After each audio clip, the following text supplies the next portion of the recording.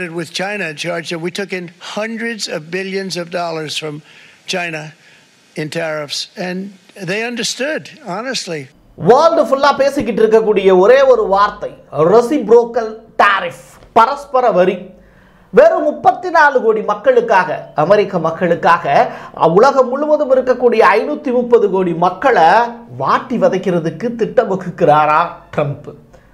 என்ன அமெரிக்க மக்களுக்கு நல்லது தானே செய்ய போறாருன்னு கேட்டா, பெரிய மார்க்கெட்டை ஒன்று local கார்பரேட்டுக்காக ஏற்படுத்தியிருக்கார்.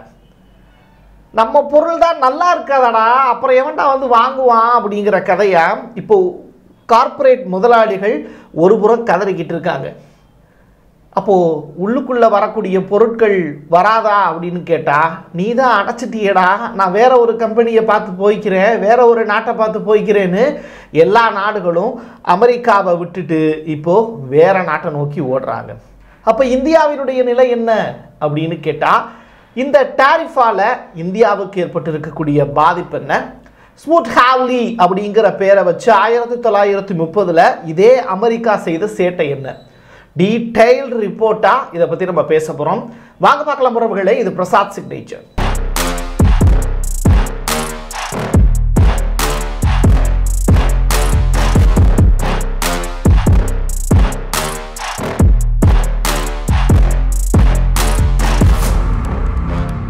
First of all, Trump ஏன் இந்த உலக நாடுகள் எல்லாத்துக்கும் டாரிஃபை விதிக்கணும் அப்படின்னு கேட்டா, அவர் கொடுத்த தேர்தல் வாக்குறுதி இந்த மாதிரி.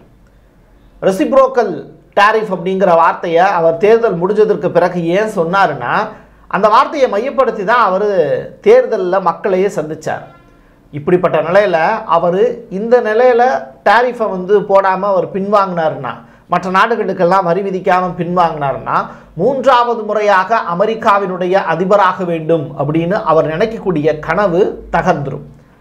இந்த டாரிஃபால அமெரிக்காவுக்கும் அமெரிக்காவை சேர்ந்த துணையாக இருக்கக்கூடிய நாடுகளுக்கும், ஏன் அமெரிக்க மக்களுக்குமே கூட நட்டம் தான் அப்படிங்கிறது ட்ரம்ப்புக்கு நல்லா தெரியும். ஆனால் he is a businessman, அவர் ஒரு வியாபாரி.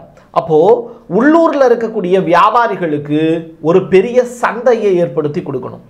நீங்கள் கலைஞருடைய திட்டத்தில் ரொம்ப முக்கியமான திட்டம் என்ன அப்படின்னா, உழவர் சந்தை அப்படிங்கிறது. எந்த பொருளை ஒருத்தன் உற்பத்தி பண்ணுறானோ அவனுக்கு லாபமே கிடைக்கிறது இல்லை. அப்போது அவன் லாபம் அடையணும்னா அவன் அதை விற்கிறதுக்கு ஒரு சந்தையை ஏற்படுத்தி தரணும். அந்த சந்தை அப்படிங்கிறது மக்கள் எல்லாரும் எளிமையாக சென்று வந்து வாங்கக்கூடிய அளவுக்கு எளிமையான ஒரு இடமா இருக்கணும். அக்சஸுக்கும் ஈஸியாக இருக்கணும், பொருளும் தரமாக இருக்கணும். இப்போது நம்ம நாட்டில் கலைஞர் கொண்டு வந்த அந்த உழவர் சந்தை கான்செப்ட் அப்படிங்கிறது சக்ஸஸ்ஃபுல்லான கான்செப்ட். பட் அமெரிக்கா கொண்டு வந்திருக்கக்கூடிய அந்த கான்செப்ட் அப்படிங்கிறது, பொருளை உற்பத்தி பண்ணுறான்ல, மேனுஃபேக்சரிங் பண்ணுறான்ல உள்ளூர் கார்பரேட் முதலாளிகள், அவங்க விற்கிறதுக்கான தளம் கிடச்சிருச்சு.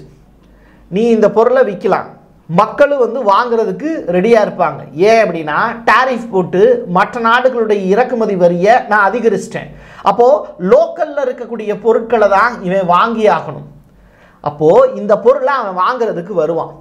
இப்போது நம்ம ஊரில் இருக்கக்கூடிய விவசாயிகள் தரமான பொருட்களை கொடுப்பாங்க. அதனால உழவர் சந்தையில் அது கம்மியான பொருளாக இருந்தால் கூட மக்கள் வந்து அதை வாங்கிட்டு போயிடுவாங்க. இல்லை அதிகமான பொருளாக இருந்தால் கூட வாங்கிட்டு போவாங்க. ஏன்னா பொருள் தரமாக இருக்குது. பட் வடிவேலு காமெடி மாதிரி மாதவன்கிட்ட சொல்லுவார்ல, அண்ணே பாருங்கள் இவ்வளோ கூட்டம் வந்துருச்சு, நீங்கள் நாடகத்தை ஆரம்பிங்க அப்படின்னு. நம்ம நாடகம் தான் நல்லா இருக்காதாடா அப்படிங்கிற கதையா இப்போ அமெரிக்க பொருட்கள் விற்கிறதுக்கான சந்தையை ட்ரம்ப் ரெடி பண்ணிட்டார். ஆனால் அதை வாங்கக்கூடிய அமெரிக்கர்களுக்கு அந்த உள்நாட்டு கார்பரேட் முதலாளிகள் தயாரித்த பொருட்கள் பிடிக்காது, தரமாக இருக்காதுங்கிறதுனால அதை வாங்க மாட்டாங்க. அப்படிங்கிற சூழல் வரும்போது ட்ரம்ப் என்ன பண்ணுவாருன்னா, ஆட்டோமேட்டிக்காக இந்த டாரிஃப் விதிச்சது தப்பு அப்படிங்கிறத ஏற்றுப்பார். இது உடனே சரியாகாது. ஆனால் இது ஒரு காலகட்டத்துக்கு பிறகு, ஓராண்டு 2 ஆண்டுகள் கழித்து இந்த டாரிஃபை அவரே பிரேக்கப் பண்ணக்கூடிய சூழல் உருவாகும். ஸோ உள்நாட்டு கார்பரேட் முதலாளிகளுக்கு ஆதரவாக ட்ரம்ப் எடுத்திருக்கக்கூடிய ஒரு பெரிய ராஜதந்திர நடவடிக்கை தான் இந்த ரெசிப்ரோக்கல் டாரிஃப் அப்படிங்கிற வார்த்தை. புரிஞ்சுச்சா? உலகத்திலேயே அதிகமான மக்கள் தொகை இருக்கக்கூடிய நாடுகளுடைய பட்டியலில் ஏசியா கான்டினென்ட்ல இருக்கக்கூடிய 2 நாடுகள்னா அது இந்தியாவும் சீனாவும் தான். சீனாவில் இருந்து அதிகமான அளவில் பொருட்களை இறக்குமதி செய்து அமெரிக்கா. இப்போ சீனா தன்னுடைய பாதையை டேக் டைவர்ஷன் அப்படின்னு சொல்லி வேற ஒரு ரூட்டுக்கு கொண்டு போயிடும். விற்கிறதுக்கா இடம் இல்லை, நான் வேற ஒரு நாட்டில் போய் விற்றுக்கிறேன் அப்படின்னு ஆஸ்திரேலியா உள்ளிட்ட நாடுகள்கிட்ட அவங்க டீல் போட்டுப்பாங்க. அப்போது சீனாவுக்கிட்ட இருந்து கிடைக்கக்கூடிய எஃகு உள்ளிட்ட அந்த தனிமங்கள் இருக்குல்ல, அது அமெரிக்காவுக்கு கிடைக்கிறது கட் ஆகும். நீங்கள் தைவான் சொல்லிட்டு ஒரு கண்ட்ரி இருக்குது, அந்த கண்ட்ரி தான் செமிகண்டக்டர் டிவைஸை அதிகமாக உற்பத்தி பண்ணுது. இப்போது தைவானுக்கு இறக்குமதிக்கான வரியை அமெரிக்கா அதிகமாக போட்டாங்கன்னா அந்த செமிகண்டக்டர் டிவைஸ் அமெரிக்காவுக்கு கிடைக்காது. அப்போது இன்னைக்கு வளர்ந்து வரக்கூடிய ஏஐ டெக்னாலஜியில் செமிகண்டக்டருடைய பங்கு ரொம்ப ரொம்ப முக்கியத்துவம் வாய்ந்தது.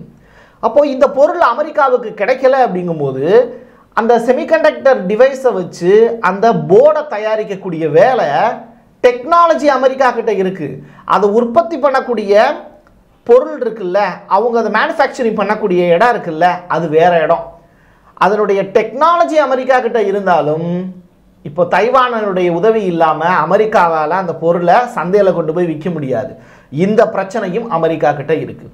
ஸோ இந்தியாவில் இருந்து மட்டுமே அவங்களுக்கு கிடைக்கக்கூடிய இல்லை ஆசிய நாடுகள்ல இருந்து கிடைக்கக்கூடிய அரிசி உள்ளிட்ட பொருட்கள் எல்லாமே அமெரிக்காவில் கிடையாது.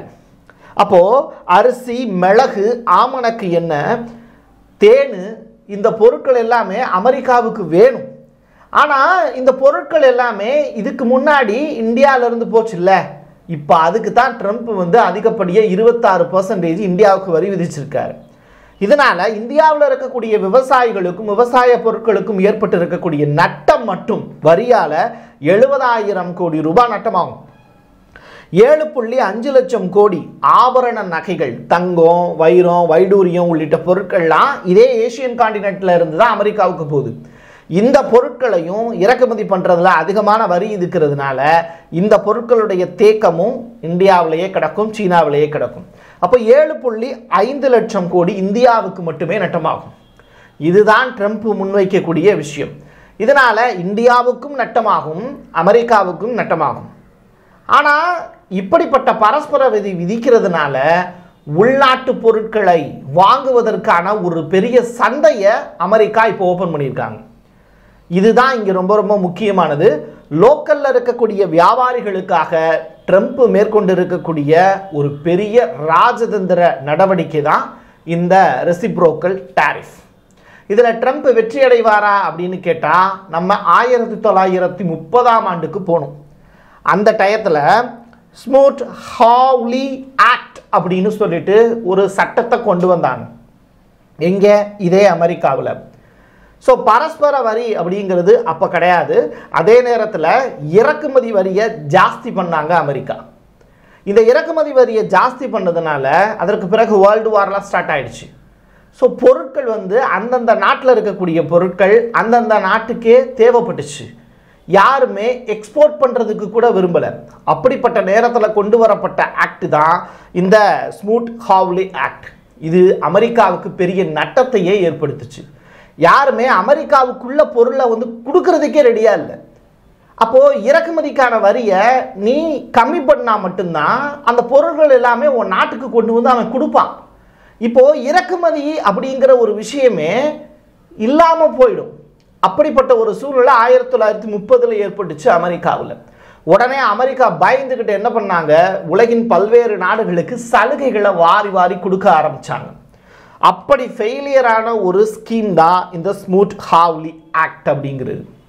இந்த மெத்தடை புரிஞ்சுக்கிட்டு இப்போது ஜான் மில்ஸ் அப்படின்னு சொல்லப்படக்கூடிய பங்குச்சந்தை கணிப்பாளர் அவர் என்ன சொல்லியிருக்காருன்னா, இப்போ ட்ரம்ப் ஆரம்பிச்சிருக்கக்கூடிய இந்த ரெசிப்ரோக்கல் டாரிஃப்னால இந்திய பங்குச்சந்தைகள் வீழ்ச்சி அடையும், ஆசிய பங்குச்சந்தைகள் வீழ்ச்சி அடையும், தங்கத்தினுடைய விலை உயரும். ஆனால் அடுத்த 6 மாதங்களுக்கு பிறகு தங்கம் பாதி விலையாக குறைவதற்கான வாய்ப்பு இருக்கு அப்படின்னு சொல்றார். ஏன்னா இந்தியாவில் தான் அதிகமான அளவில் தங்க பயன்பாட்டாளர்கள் இருக்காங்க. இவங்களை பகைச்சிக்கிட்டு இன்னைக்கு உலகின் வெவ்வேறு நாடுகள், பல்வேறு நாடுகள் வியாபாரமே பண்ண முடியாது. ஸோ இப்படிப்பட்ட சூழ்நிலையில் என்கிட்ட பொருள் இல்லை அப்படிங்கும்போது, என்கிட்ட தரமான பொருட்கள் இல்லை அப்படிங்கும்போது ஆட்டோமேட்டிக்காக நான் வெளியிலிருந்து தான் ஒரு பொருளை வாங்க வேண்டிய ஒரு சூழ்நிலைக்கு நான் தள்ளப்படுவேன். இப்படித்தான் அமெரிக்காவும் இந்த ரெசிப்ரோக்கல் டாரிஃபை கேன்சல் பண்ணுவதற்கான வாய்ப்பு அடுத்த 6 மாதத்தில் இருக்குது அப்படின்னு சொல்கிறாங்க நன்றாக உலக அரசியலை தெரிந்து வைத்திருக்கக்கூடிய நபர்கள். லிபரேஷன் டே ஸ்பீச், ட்ரம்பினுடைய இந்த ஒற்றை உரைக்காக உலகின் பல்வேறு நாடுகள் 120க்கும் மேற்பட்ட நாடுகள் காத்து கிடந்தாங்க. காரணம் என்னன்னா, இந்த 120க்கும் மேற்பட்ட நாடுகள் ட்ரம்போட வணிகம் செஞ்சுக்கிட்டு இருக்காங்க, அமெரிக்காவோட வணிகம் செஞ்சுக்கிட்டு இருக்காங்க. அப்போ இந்த லிபரேஷன் டே மையப்படுத்தி ஏப்ரல் 2ஆம் தேதி ட்ரம்ப் என்னென்ன விஷயங்களை பேசியிருக்காரு, இந்தியாவுக்கு எவ்வளோ வரி விதிச்சிருக்காரு, இந்த கேள்விகள்லாம் நம்ம மனசுக்குள்ளே இருக்கு. இது என்னுடைய பாக்கெட்டை காலியாக்குமா அப்படிங்கிற அடுத்த கட்ட கேள்வியும் நம்ம மனசுக்குள்ளே ஓடும். அப்போ ட்ரம்ப் பேசி இருக்கக்கூடிய விஷயங்கள்ங்கிறது, இந்தியா எனக்கு நல்ல நண்பர்கள் தான் எல்லாருமே, மோடி உட்பட. ஆனால் அவங்க அமெரிக்காவுக்கு நல்ல நண்பர்களாக இல்லை. அதனால் அவங்க எங்களுக்கு விதித்தது வரி 52%, நாங்கள் அவங்களுக்கு போட்டிருக்கக்கூடிய கூடுதல் வரி வெறும் 26% மட்டுமே. இதே மாதிரி உலகின் பல்வேறு நாடுகள், குறிப்பாக சீனாவில் 67% ஓவராலாக சொல்லிட்டு அவங்களோட தயாரிக்கக்கூடிய பொருட்கள் எல்லாத்துக்கும் சேர்த்து 67% வாங்குறாங்க. நாங்கள் அவங்களுக்கு வெறும் 34% தான் வரி விதிக்கிறோம். யூரோப் 39%, 27 நாடுகள் ஒன்றாக சேர்ந்து 39% வரி விதிக்கிறாங்க, நாங்கள் 20% வரி தான் விதிக்கிறோம். வியட்நாம் 90%, கம்போடியா 97%, இதில் பாதிக்கு பாதி தான் நான் வரி விதிக்கிறேன்னு.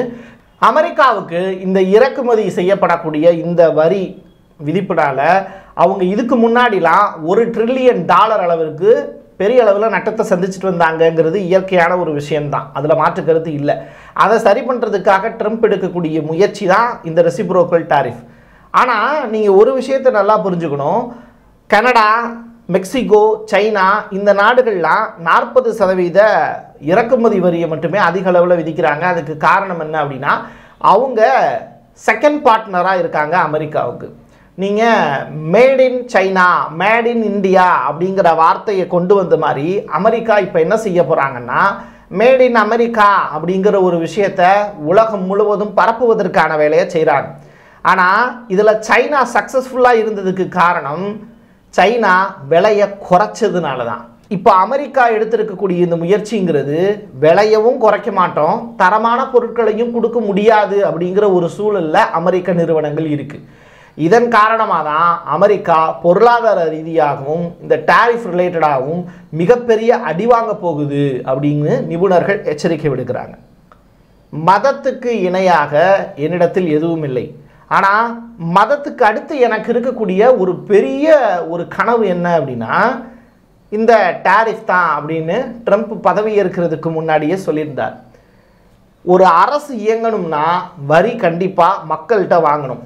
ஆனால் அந்த மக்களுக்காக தான் இந்த வரியவே மற்ற நாடுகள்கிட்ட இருந்து நான் வாங்குறேன் அப்படின்னு ட்ரம்ப் சொல்லக்கூடிய விஷயம் ஏற்புடையதாக இல்லை. இது ப்ராக்டிக்கலாக அவருக்கு தோல்வியடையும் அப்படின்னு தெரிஞ்சிருந்தா கூட ஒரு நல்ல அரசியல்வாதியாக உலகத்தை ஆட்டுவிக்கக்கூடிய திறமை எனக்கு இருக்குது அப்படிங்கிறத காட்டணுங்கிறதுக்காகத்தான் இந்த ரெசிப்ரோக்கல் டாரிஃப் அப்படிங்கிற ஒரு விஷயத்தை ட்ரம்ப் அமல்படுத்தியிருக்கார். அமெரிக்காவில் ஏற்கனவே தோல்வியடைந்த ஒரு டாரிஃபை 1930 கொண்டு வந்ததனுடைய விளைவு 1960 65 வரைக்கும் அமெரிக்க சந்தைகள் கீழேயே இருந்தது. அதற்கு பிறகுதான் மாற்றங்களை கொண்டு வந்து டாரிஃப் விஷயத்தில் தளர்வை ஏற்படுத்தினாங்க. இது எல்லாமே ட்ரம்ப்புக்கு தெரிந்தால் கூட கிரேட் அமெரிக்கா அப்படிங்கிற வார்த்தையை அவர் உதிர்த்ததனுடைய விளைவை தான் இனிமே வரக்கூடிய காலங்களில் அமெரிக்கர்களும் சந்திக்க போகிறாங்க. உலக அளவில் விலைவாசியும் உயரப்போகுது. இனி நடக்க போவது இறைவன் விட்ட வழி அப்படின்னு போக முடியாது. இந்த அரசியல் ஆட்டம் புரிந்ததுனால தான் ஜப்பான் என்ன செஞ்சுருக்காங்கன்னா அமெரிக்காவுக்கு கண்டனம் தெரிவிச்சிருக்காங்க. இனி உற்பத்தியை நாங்கள் குறைத்து கொள்வோம் அப்படின்னு ஆசிய நாடுகள் சொல்லியிருக்காங்க. தற்சார்பு பொருளாதாரத்துக்கு மாறப்போகிறோம் அப்படின்னு ஏற்கனவே ரஷ்யா அறிவிச்சிட்டாங்க. அப்போது இனிமே தான் தயாரிக்கக்கூடிய பொருட்களே தனக்கு போதும்னு தன்னிறைவோடு இருக்கக்கூடிய நாடுகள் அமெரிக்காவோடு கொண்டிருக்கக்கூடிய உறவை கட் பண்ணிடும். அவங்க எக்ஸ்ட்ரா இருக்கக்கூடிய பொருட்கள் எல்லாம் வேறு சந்தைகளில் கொண்டு போய் விற்க ஆரம்பிச்சிருவாங்க. அமெரிக்கா உலக நாடுகளில் இருந்து தனித்து விடப்படும் அப்படிங்கிற எச்சரிக்கை மணி தான் இந்த லிபரேஷன் டே அன்னைக்கு அவர் உதிர்த்திருக்கக்கூடிய ஸ்பீச்சிலிருந்து அவருக்கே நம்ம உணர்த்த வேண்டிய வார்த்தைகளாக இருக்குது. இதை தெளிவாக மக்கள் நீங்கள் புரிஞ்சுப்பீங்க அப்படிங்கிற நம்பிக்கையும் எனக்கு இருக்குது. ஏன்னா என் கையெழுத்து என் மக்களுக்கானது உறவுகளே. மீண்டும் ஒரு பதிவில் சந்திக்கலாம். நன்றி, வணக்கம். நீங்கள் நம்ம சேனலுக்கு விளம்பரம் கொடுக்க விருப்பப்பட்டீங்கன்னா 9449359224 இந்த நம்பருக்கு காண்டாக்ட் பண்ணுங்கள்.